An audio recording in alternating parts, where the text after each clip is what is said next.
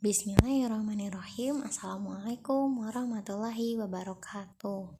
Anak soleh, bertemu lagi dengan Bu Iza dalam pembelajaran matematika. Hari ini kita akan melanjutkan materi ya.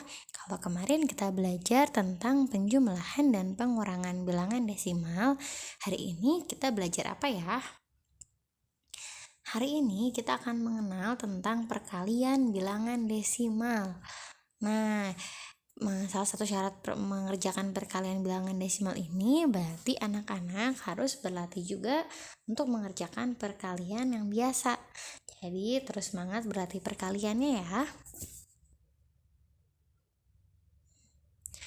Untuk pertemuan hari ini, pembahasan akan bisa fokuskan hanya pada perkalian bilangan desimal yang berawalan 0, jadi untuk sementara kita akan mengerjakan soal yang berawalan 0, saja, seperti 0,1, 0,2, 0,13, 0,34 gitu ya. Untuk perkalian bilangan yang depannya angka bukan 0, misalnya seperti 1, 2, 3, itu akan kita bahas pada pertemuan selanjutnya. Nah, apa sih yang harus kita perhatikan dalam mengerjakan soal perkalian bilangan desimal, khususnya yang diawali dengan 0, Nah, yang pertama kita harus memperhatikan bahwa harus anak-anak hafalkan perkalian 1 sampai 10 untuk memudahkan pengerjaannya. Nah, jadi bagi anak-anak kelas 5 nih, Bu Iza harapkan sudah terbiasa menghafal perkalian 1 sampai 10. Karena dengan menghafal perkalian, anak-anak akan lebih mudah mengerjakan matematika yang lainnya. Yang kedua, banyak anak-anak harus perhatikan banyaknya angka di belakang koma harus selalu sama. Misalnya 0,1 dikali 0,2. Nah, 0,1 ada satu angka di belakang koma, 0,2 ada satu angka di belakang koma. Kalau kita tambahkan ada 2 angka di belakang koma, maka hasilnya juga harus ada 2 angka di belakang koma. Nanti kita akan coba ketika latihannya ya. Yang ketiga, hitung dulu baru pindahkan koma setelahnya. Nah, jadi anak-anak menghitung dulu hasil perkaliannya, baru anak-anak menempatkan komanya di mana. Boleh kalau menempatkan komanya dulu baru menghitung, tapi khawatir nanti akan ada kesalahan dalam hasil akhirnya. Yang keempat, angka 0 sebelum koma harus ditulis. Misalnya Bu Iza punya 0,3. Nah, 0,0 di depan angka koma ini dia berarti ya, jadi harus anak-anak tulis walaupun dia 0, dia tetap mempunyai nilai. Nah, ini hal-hal yang harus anak-anak perhatikan dalam mengerjakan perkalian bilangan desimal. Nah, sekarang kita akan masuk ke contoh soal. Berapakah ya hasilnya dari 0,2 dikali 0,3? Nah, kita tuliskan dulu bersama-sama. Kita tuliskan dulu ya 0,2 dan 0,3-nya. Nah, seperti yang tadi sudah Bu Iza jelaskan, yang harus anak-anak kerjakan dulu adalah menghitung perkaliannya. Jadi di sini kita hitung dulu 2 kali 3 sama dengan 6. Nah, kalau sudah ditemukan hasilnya, anak-anak boleh simpan di bawah 6-nya. Kemudian langkah keduanya kita perhatikan ada berapa banyak sih angka di belakang koma. Nah, karena masing-masing ada satu angka di belakang koma, maka hasilnya juga harus ada 2 angka. Dapat dari mana nih? Nah, lihat ya. Di sini kita ambil di belakang 0,2 ada satu angka. Di belakang 0,3 ada satu angka. Maka kita harus menyimpan 2 angka di belakang koma juga pada hasilnya. Kita tuliskan di bawah 6. Nah, berarti nih harus ada juga angka di depan 6 nih yang ada di belakang koma. Lalu kita simpan angka berapa ya? Nah, jika kosong seperti ini, maka kita dapat menyimpan angka 0. Sehingga hasilnya adalah 0,06. Nah, kita coba latihan lagi ke soal selanjutnya ya. Nah, jadi hasilnya ini adalah 0,06. Kita dapat tuliskan hasilnya di atas. Selanjutnya, tentukan hasil dari 0,4 dikali 0,5. Nah, kita tuliskan 0,4 kali 0,5. Nah, terus kita hitung 4 kali 5 sama dengan 20. Nah, hasil yang sudah ada kita simpan lagi di bawah 20.